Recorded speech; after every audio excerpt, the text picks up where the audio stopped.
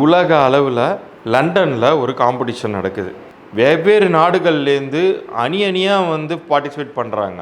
நம்ம தமிழ்நாட்டிலேருந்து ஒரு பையன் போகிறான், இந்த 7வது 8வது படிக்கிற பையன் போகிறான். ஒத்த ஆள், ஒரே ஆள், கண்ணை மூடிட்டு 2 பக்கமும் மிகப்பெரிய பியானோ கண்ணை மூடிட்டு வாசிக்கிறான். அதே மாதிரி அந்த பையன் வந்து ஃபஸ்ட் ரவுண்டு, செகண்ட் ரவுண்டு எல்லாம் செலக்ட் ஆகி ஃபைனல் ரவுண்டில் அவன் போட்டி போடுற நாடு வந்து பார்த்திங்கன்னா, அவங்க வந்து அந்த பக்கம் 12 பேர் பக்கம் பார்ட்டிசிபேட் பண்ணுறாங்க. அந்த குரூப் டான்ஸில் டேலண்ட் காமிக்கிறாங்க. எல்லோரும் மிரண்டு போய் அந்த டான்ஸை பார்க்குறாங்க. அதுக்கு அடுத்ததாக நம்ம பையன் போகிறான். இந்த பையன் ஒரு அதே மாதிரியான ஒரு சாகசத்தை நிகழ்த்துறான்.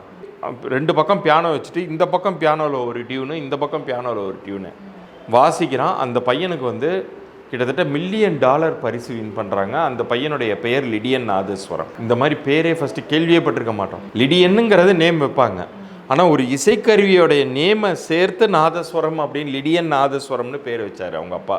இப்போ அந்த பையனுக்கு வந்து அந்த அளவுக்கு ஒரு சக்தி பொருந்திய ஒரு பெயர் அமையலைன்னா நிச்சயம் சொல்கிறேன், இந்த வாய்ப்பு கிடச்சிருக்காது.